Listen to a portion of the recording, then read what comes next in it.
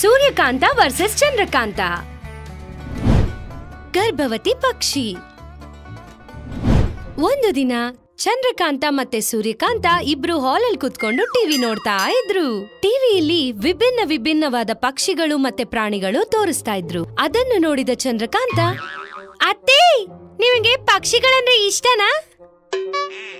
ಪಕ್ಷಿಗಳನ್ನ ಇಷ್ಟ ಪಡೆದವರು ಇದಾರೇನೆ?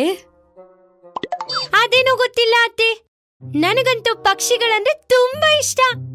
ಚಿಕ್ಕ ವಯಸ್ಸಿನಿಂದ ಪಕ್ಷಿಗಳನ್ನ ಬೆಳೆಸ್ಬೇಕಂದ್ರೆ ತುಂಬಾ ಇಷ್ಟ. ಆದ್ರೆ ಆ ಬಯಕೆ ಏನು ತೀರಿಲ್ಲ.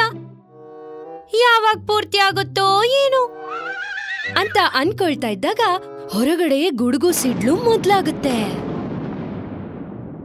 ಆ ಸಿಡ್ಲಿನ್ ಶಬ್ದ ಕೇಳಿ ಸೂರ್ಯಕಾಂತ, ಅಯ್ಯೋ, ಮಳೆ ಬೀಳೋ ತರ ಇದೆ ಕಣಿ, ಮೇಲೆ ಬಟ್ಟೆ ಒಣಗಾಕಿದ್ದೆ, ಹೋಗಿ ಬೇಗ ತಗೊಂಬಾ ಹೋಗು. ಹಾ ಸರಿ ಅತ್ತೆ, ಈಗ್ಲೇ ಹೋಗಿ ತಗೊಂಬರ್ತೀನಿ ಅಂತ ಹೇಳ್ತಾ ಅಲ್ಲಿಂದ ಚಕಚಕ ಅಂತ ಬಟ್ಟೆ ಒಣಗಾಕಿರೋ ಜಾಗಕ್ಕೆ ಹೋಗ್ತಾಳೆ. ಅಲ್ಲಿ ಬಟ್ಟೆ ತೆಗಿತಾ ಇದ್ದಾಗ ಮನೆ ಹಿಂದ್ಗಡೆ ಒಂದು ಮರದ ಮೇಲೆ ಒಂದು ಪಕ್ಷಿ ಗೂಡು ಕಾಣಿಸ್ತು. ಅದನ್ನು ನೋಡಿದ ಚಂದ್ರಕಾಂತ, ಹವ್ವಾ, ಎಷ್ಟು ಚೆನ್ನಾಗಿದೆ ಈ ಗೂಡು, ಒಂದೇ ಪಕ್ಷಿ ಇರೋ ಆಗಿದೆ ಈ ಗೂಡ್ನಲ್ಲಿ ಅಂತ ಹೇಳೋವಾಗ ಮಳೆ ಜೋರಾಗ್ತಾ ಇದ್ದಂಗೆ ಚಂದ್ರಕಾಂತ ಬಟ್ಟೆಗಳನ್ನ ತಗೊಂಡು ಮನೆ ಒಳಗೆ ಹೋಗ್ತಾಳೆ. ಮಳೆ ಇನ್ನು ಜೋರಾಗಿ ಬರಕ್ಕೆ ಶುರು ಆಗುತ್ತೆ.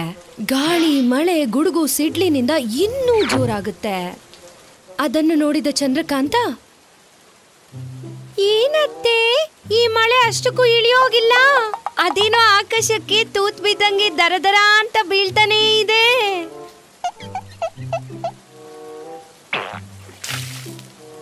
ಮಳೆ ಕಾಲದಲ್ಲಿ ಮಳೆ ಬೀಳ್ದೆ ಇನ್ನೇನ್ ಬಿಸಿಲೊಡಿಯುತ್ತೇನೆ? ನೀನು ನಿನ್ ಹುಚ್ಚು ಪ್ರಶ್ನೆಗಳು. ಅಷ್ಟಕ್ಕೂ ಮಳೆ ಒಳ್ಳೇದಲ್ವೇನೆ? ಮಳೆ ಬಿದ್ರೇನೆ ಬೆಳೆ ಬೆಳೆಯೋದು, ಕೆರೆನೂ ತುಂಬಿ ಅದರಲ್ಲಿ ಮೀನುಗಳು ಬರುತ್ತೆ. ಈ ರೀತಿ ಪ್ರತಿಯೊಂದು ಮಳೆ ಮೇಲೆ ಆಧಾರವಾಗಿದೆ. ಆಗಿರ್ಬೋದು ಅತ್ತೆ, ಆದ್ರೆ ಈ ರೀತಿ ಜನಗಳನ್ನ ಹೆದರ್ಸೋಷ್ಟು ಮಳೆ ಬೀಳ್ದೆ ಹೋದ್ರೆ ಚೆನ್ನಾಗಿರುತ್ತೆ ಅಂತ ಹೇಳ್ತಾ ಇದ್ದಾಗ ಆಗಷ್ಟೇ ಚಂದ್ರಕಾಂತ ನೋಡಿದ ಆ ಪಕ್ಷಿ ಮತ್ತೆ ಗೂಡು ಕಟ್ಟಿದ ಮರ ಎರಡೂ ಬಿದ್ದೋಗುತ್ತೆ. ಆ ಮರ ಬಿದ್ದ ಶಬ್ದಕ್ಕೆ ಇಬ್ರು ಅತ್ತೆ ಮತ್ತೆ ಸೊಸೆ ಬೆಚ್ಚಬಿದ್ದು ಹೊರಗಡೆ ಬಂದು ನೋಡ್ತಾರೆ. ಮರದ ಕೊಂಬೆಯ ಪಕ್ಕದಲ್ಲಿ ಪಕ್ಷಿ ನೀರಿನಲ್ಲಿ ಒದ್ಲಾಡ್ತಾ ಇರುತ್ತೆ. ಅದನ್ನು ನೋಡಿ, ಅಯ್ಯೋ ಪಾಪ ಅತ್ತೆ, ಆ ಪಕ್ಷಿ ನೀರಿಗೆ ಬಿದ್ದು ಸತ್ತೋಗೋ ತರ ಇದೆ. ಹೌದು ಕಣೆ, ಅದನ್ನ ಹೋಗಿ ಮನೆ ಒಳಗ್ ಕರ್ಕೊಂಬ ಹೋಗು ಅಂತ ಹೇಳ್ತಾರೆ. ಚಂದ್ರಕಾಂತ ತಕ್ಷಣ ಮಳೆಯಲ್ಲಿ ಛತ್ರಿ ತಗೊಂಡು ಹೋಗಿ ಆ ಪಕ್ಷಿನ ತಗೊಂಡ್ಬಂದು ಮನೆಯಲ್ಲಿ ಒಂದು ಗೂಡಲ್ಲಿ ಇಡ್ತಾಳೆ. ನಿನಗಿನ್ನ ಏನು ಭಯ ಇರಲ್ಲ, ನೀನ್ ಇಲ್ಲೇ ಇರ್ಬೋದು. ನನಗೆ ಚಿಕ್ಕ ವಯಸ್ಸಿನಿಂದ ಪಕ್ಷಿನ ಬೆಳೆಸ್ಕೋಬೇಕನ್ನೋ ಬಯಕೆ ಕೂಡ ಇವತ್ತಿಂದ ತೀರೋಗುತ್ತೆ ಅಂತ ಸಂತೋಷದಿಂದ ಅನ್ಕೊಳ್ತಾ ಇರ್ತಾಳೆ. ಈ ರೀತಿ ಚಂದ್ರಕಾಂತ ಆ ಪಕ್ಷಿಗೆ ಧಾನ್ಯ ಮತ್ತು ನೀರನ್ನ ಕೊಡ್ತಾ ಇರ್ತಾಳೆ. ಆ ಪಕ್ಷಿ ಪಕ್ಕದಲ್ಲೇ ಕುತ್ಕೊಂಡು ಒಂದು ಸಣ್ಣ ಪೊರ್ಕೆ ಕಡ್ಡಿನ ಕೈಯಲ್ಲಿಟ್ಕೊಂಡು, ನಿನಗ್ ಮಾತಾಡಕ್ ಬರುತ್ತಾ? ಹೋಯ್ ನಿನ್ನೆ ಅಂತ ಅನ್ಕೊಂಡು ಆ ಪಕ್ಷಿನ ಆ ಪೊರ್ಕೆ ಕಡ್ಡಿಯಿಂದ ಚುಚ್ತಾ ಇರ್ತಾಳೆ. ಆ ರೀತಿ ಚುಚ್ತಾ, ಮಾತಾಡೆ, ಹೌದು, ನಿನ್ ಹೆಸರೇನು, ನಿನ್ನ ಹೇಗ್ ಕರಿಬೇಕು ಅಂತ ಹೇಳ್ತಾ ಮತ್ತೆ ಚುಚ್ತಾ ಇರ್ತಾಳೆ. ಅದ್ರ ರೆಕ್ಕೆನ ಇಟ್ಕೊಂಡು ಎಳ್ಕೊಂಡು ಅದಕ್ಕೆ ಹಿಂಸೆ ಕೊಡ್ತಾ ನಗ್ತಾ ಇರ್ತಾಳೆ. ಈ ರೀತಿ ಈ ಪಕ್ಷಿ ಹತ್ರ ಚೆನ್ನಾಗಿ ಆಟಾಡ್ತಾ ಇದ್ರೆ ಸೂಪರ್ ಆಗಿರುತ್ತೆ ಅಂತ ಅನ್ಕೊಂಡು ಆ ಪಕ್ಷಿಗೆ ಹಿಂಸೆ ಮಾಡ್ತಾಳೆ. ಆ ರೀತಿ ಒಂದು ದಿನ ಆ ಪಕ್ಷಿಗೆ ಧಾನ್ಯಗಳನ್ನ ಹಾಕಿ ಕೈಯಲ್ಲಿ ಒಂದು ಕಡ್ಡಿನ ಇಟ್ಕೊಂಡು ಆ ಧಾನ್ಯಗಳನ್ನ ತಿನ್ನಕ್ ಬಿಡದೆ ಅದನ್ನ ಚುಚ್ತಾ ಇರ್ತಾಳೆ. ಅದನ್ನು ನೋಡಿದ ಸೂರ್ಯಕಾಂತ, ಏನ್ ಮಾಡ್ತಿದ್ಯಾ? ನಿನಗೆ ಹುಚ್ಕಿ ಚಿಡ್ದಿದ್ಯಾ? ಆ ಪಕ್ಷಿನ ಹಾಕೊಂಡ್ ಯಾಕೆ ಹಂಗ್ ಚುಚ್ತಾ ಇದ್ಯಾ? ಮೂಕ ಪ್ರಾಣಿಗಳನ್ನ ಆ ರೀತಿ ಹಿಂಸೆ ಮಾಡೋದ್ ತಪ್ಪಲ್ವೇನೆ? ಅಯ್ಯೋ, ನನ್ನ ಪಕ್ಷಿಗೆ ಹಿಂಸೆ ಮಾಡಿಲ್ಲ ಅತ್ತೆ, ಆ ಪಕ್ಷಿನ ಆಟಾಡಿಸ್ತಾ ಇದೀನಿ. ನೋಡಿ ಇಲ್ಲಿ, ಆ ಪಕ್ಷಿ ಕೂಡ ಹೆಂಗ್ ಎಗರ್ತಿದೆ ಅಂತ ಮತ್ತೆ ಚುಚ್ತಾಳೆ. ಅದನ್ನು ನೋಡಿದ ಸೂರ್ಯಕಾಂತಗೆ ಕೋಪ ಬಂದು, ನಿಲ್ಸು, ಅದು ಸಂತೋಷದಿಂದ ಎಗರ್ತಿಲ್ವೇ? ನೀನ್ ಚುತ್ತಾ ಇದ್ರೆ ನೋವು ತಡ್ಕೊಳಕಾಗ್ದೆ ಒದ್ಲಾಡ್ತಿದೆ. ಅದೇನೂ ಇಲ್ಲ ಅತ್ತೆ, ಪಕ್ಷಿಗೇನ್ ನೋವು? ಪಕ್ಷಿಗೆ ನೋವಂದ್ರೆ ಏನೇ? ಹಾಗಿದ್ರೆ ಪಕ್ಷಿಗ್ ನೋವು ಬರಲ್ವೇನೆ? ಪಕ್ಷಿ ಕೂಡ ಒಂದ್ ಜೀವಿ ಕಣೆ, ಅವಕ್ ಕೂಡ ಹಸಿವು, ನೋವು, ಬಾಧೆ, ದಾಹ ಎಲ್ಲ ಇರುತ್ತೆ. ನೋಡಿದ್ರೆ ಆ ಪಕ್ಷಿ ಗರ್ಭವತಿ ಪಕ್ಷಿ ತರ ಇದೆ. ಅದನ್ನ ನೀನ್ ಹಿಂಸೆ ಮಾಡ್ಬೇಡ, ಪಾಪ ಕಟ್ಕೊಳುತ್ತೆ.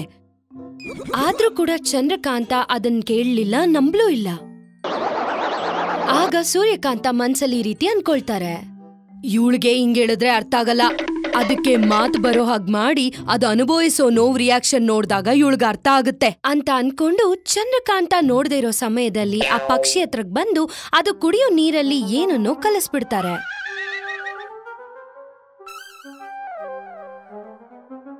ಬೆಳಗ್ಗೆ ಆದ ತಕ್ಷಣ ಚಂದ್ರಕಾಂತ ಪಕ್ಷಿ ಹತ್ರಕ್ಕೆ ಬರ್ತಾ ಇರ್ತಾಳೆ.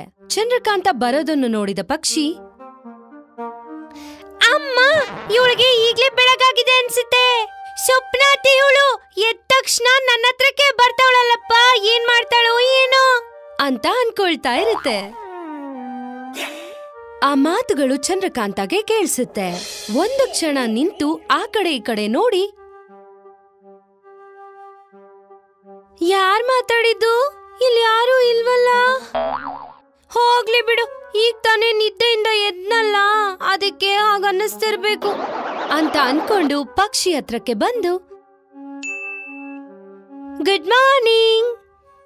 10 ನಿಮಿಷಕ್ಕೊಂದ್ಸಲ ಕಡ್ಡಿ ತಗೊಂಡ್ ಚುಚ್ತಾ ಗುಡ್ ಮಾರ್ನಿಂಗ್ ಅಂತ ಹೇಳಿದ್ರೆ ಹೇಗೆ ಗುಡ್ ಮಾರ್ನಿಂಗ್ ಆಗುತ್ತೆ ಕಣೆ, ಕೋತಿ ಮುಗ್ದವಳ. ಚಂದ್ರಕಾಂತ ಮತ್ತೆ ಶಾಕ್ ಆಗಿ ಆ ಕಡೆ ಈ ಕಡೆ ನೋಡ್ತಾಳೆ. ಏನಿದು? ಇದೇನಾದ್ರೂ ಇಲ್ಲಿಗೆ ದೆವ್ವಗೆವ್ವ ಬಂದಿದ್ಯಾ ಏನು? ಛೀ, ನಮ್ಮ ಅತ್ತೆ ಇರೋವಾಗ ಅದೇಗ್ ಬರುತ್ತೆ ಬಿಡು, ರಾತ್ರಿ ಬಿದ್ದ ಕೆಟ್ಟ ಕನ್ಸ್ ಪ್ರಭಾವ ಅನ್ಸುತ್ತೆ ಅಂತ ಅನ್ಕೊಂಡು ಪಕ್ಕದಲ್ಲಿದ್ದ ಕಡ್ಡಿ ತೆಗೆದು ಆ ಪಕ್ಷಿನ ಮತ್ತೆ ಚುಚ್ಚಿ,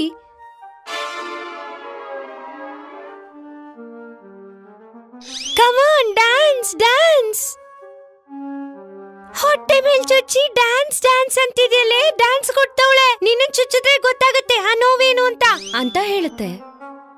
ಆ ಮಾತನ್ನು ಕೇಳಿ ಚಂದ್ರಕಾಂತ ಮತ್ತೆ ಶಾಕ್ ಆಗ್ತಾಳೆ. ಈ ಸಲ ಸುತ್ತಮುತ್ತ ನೋಡ್ದೆ ಪಕ್ಷಿನೇ ಪರಿಶೀಲನೆ ಮಾಡ್ತಾ ನೋಡ್ತಾಳೆ. ಅದನ್ನು ನೋಡಿ ಪಕ್ಷಿ, ಏನ್ ನೋಡ್ತಾ ಇದೀಯೇ?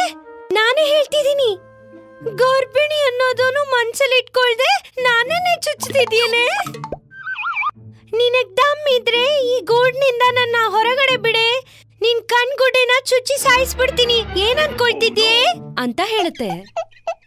ಆ ಪಕ್ಷಿ ಮಾತುಗಳನ್ನ ಕೇಳಿ ಚಂದ್ರಕಾಂತ ಶಾಕ್ ಆಗ್ತಾಳೆ. ಹಾಗಿದ್ರೆ ಇಷ್ಟೊತ್ತು ನನ್ನನ್ನ ಬೈದಿದ್ದು ನೀನೇನಾ? ಮತ್ತೆ ಇನ್ಯಾರು ಅನ್ಕೊಂಡ್ಯೆ? ಹೋಯ್, ಇನ್ನೊಂದ್ಸಲ ಬೈದ್ರೆ ನಾನಿನ್ನ ಕುಯ್ದು ಉಪ್ಪು ಖಾರ ಹಾಕಿ ಬೆಂಕಿಗೆ ಹಾಕ್ಬಿಡ್ತೀನಿ. ನನ್ನನ್ನ ಸುಡೋದಲ್ವೇ? ಒಂದು ಸಲ ಈ ಗೂಡಿಂದ ಆಚೆ ಬಿಡು ನನ್ನನ್ನ, ನಾನ್ ನಿನ್ ಕಣ್ಗುಡ್ಡಿನ ಚುಚ್ಬಿಡ್ತೀನಿ. ಈ ರೀತಿ ಆ ಪಕ್ಷಿ ಮತ್ತೆ ಚಂದ್ರಕಾಂತ ಒಬ್ರಾದ್ಮೇಲೆ ಒಬ್ರು ಮಾತಾಡ್ತಾ ಇರ್ತಾರೆ. ಅಷ್ಟು ಸಲ ಚುಚ್ಚದೆ ನನಗೆ ನೋವಾಗಲ್ವಾ? ನಮಗ್ ಮಾತು ಬಂದಿಲ್ಲ ಅಂದ ತಕ್ಷಣ ನಾವೇನು ಅಷ್ಟು ಕೀಳಾಗೋಗ್ಬಿಟ್ವಾ? ನಿನಗೇನ್ ಮಾಡಿದ್ದೆ ನಾನು? ನನ್ನನ್ ಯಾಕೆ ಆ ರೀತಿ ಚುಚ್ತಿದ್ದೆ? ನಿನ್ ಟೈಮ್ ಪಾಸ್ಗೋಸ್ಕರ ನನ್ನ ಹಿಂಸೆ ಮಾಡ್ತೀಯಾ? ಅಲ್ಲಿವರೆಗೂ ಕೋಪದಲ್ಲಿದ್ದ ಚಂದ್ರಕಾಂತ ಆ ಪಕ್ಷಿ ಮಾತಿಗೆ ಮನ್ಸನ್ನ ಬದಲಾಯಿಸ್ಕೊಂತಾಳೆ. ನಿಜನೇ ಅಲ್ವಾ? ಅದನ್ನ ಚುಚ್ತಾ ನಾನ್ ಸಂತೋಷ ಪಟ್ಟೆ ಆಗ್ಲಿ, ಅದ್ರ ಬಾಧೆನ ನೋಡ್ಲಿಲ್ಲ ಅಂತ ಅವಳು ಮಾಡಿರೋ ತಪ್ಪನ್ನ ಅವಳು ತಿಳ್ಕೊಂಡು ಅವಳ ತಪ್ಪಿಗೆ ಆ ಪಕ್ಷಿ ಹತ್ರ ಕ್ಷಮಾಪಣೆ ಕೇಳ್ತಾಳೆ. ನಿಜಾನೇ, ನಿನ್ಗೆ ತುಂಬಾ ನೋವು ಕೊಟ್ಟೆ, ನನ್ನ ಕ್ಷಮಿಸ್ತೀಯಾ? ಇನ್ಯಾವತ್ತೂ ನಾನು ಆ ರೀತಿ ನಿನ್ನ ಹಿಂಸೆ ಮಾಡಲ್ಲ, ಸರಿನಾ? ಇನ್ಮೇಲೆ ನಾವಿಬ್ರು ಫ್ರೆಂಡ್ಸ್ ತರಾನೇ ಇರೋಣ. ಆ ರೀತಿನೇ ಇರೋಣ. ಹಾಗಿದ್ರೆ ನಾನ್ ನಿನ್ನ ಇದ್ರಿಂದ ಹೊರಗಡೆ ತರ್ತೀನಿ, ನೀನ್ ಎಲ್ಲಿಗ್ ಬೇಕಂದ್ರೆ ಅಲ್ಲಿಗ್ ಹೋಗಿ ಮತ್ತೆ ಇಲ್ಲಿಗ್ ಬಂದ್ಬಿಡು ಅಂತ ಹೇಳ್ತಾ ಆ ಪಕ್ಷಿನ ಆ ಗೂಡ್ನಿಂದ ಹೊರಗಡೆ ತೆಗಿತಾಳೆ. ಪಕ್ಷಿ ಸಂತೋಷದಿಂದ ಮನೆ ಪೂರ್ತಿ ಹಾರ್ತಾ ಚಂದ್ರಕಾಂತಂ ಮತ್ತೆ ಅವತಾರಂ ಆಚೆ ಕುತ್ಕೊಂಡು ಏನೋ ಗಂಭೀರವಾಗಿ ಯೋಚನೆ ಮಾಡ್ತಿರ್ತಾರೆ. ಅರೆ ಅವತಾರಂ, ಏನೋ ಇದು, ಏನ್ ಮಾಡಿದ್ರು ನಮ್ಗೆ ಸರಿಯಾಗಿ ಬರ್ತಿಲ್ಲ, ಹಿಂಗಾದ್ರೆ ಹೆಂಗೋ? ಬುಜ್ಜಿಕ್ಕಿ ಬುಜ್ಜಿಕ್ಕಿ. ಏನೋ ಅಕ್ಕ, ನಮ್ ಜಾತಕನೇ ದರಿದ್ರವಾಗಿದ್ದಂಗಿದೆ ಹಂಗಂತ ಹೇಳ್ತಾನೆ. ಅದೇ ಸಮಯಕ್ಕೆ ಒಂದ್ ವ್ಯಕ್ತಿ ನಾಯಿನ ಆಟ ಆಡಿಸ್ತಿರೋದು ನೋಡ್ತಿರ್ತಾರೆ. ಅವರು ನಾಯಿನ ಆಟ ಆಡ್ಸ್ತಾ ಅವ್ರಿಗೆ ಇಷ್ಟ ಆದ ಆಹಾರ ತಿಂತಾ ಇರ್ತಾರೆ. ಅದಕ್ಕೆ ಊಟ ಇಡ್ತಾ ಇರ್ತಾರೆ. ಅದನ್ನ ನೋಡಿದ ಚಂದ್ರಕಾಂತಂ ಮತ್ತೆ ಅವತಾರ ಇಬ್ರು, ಅಕ್ಕ ನಮಗಿಂತ ಆ ನಾಯಿ ಜಾತಕ ತುಂಬಾ ಚೆನ್ನಾಗಿದ್ದಂಗಿದೆಯೇ. ಚೆನ್ನಾಗ್ ಟೈಮ್ ಊಟ, ಟೈಮ್ಗೆ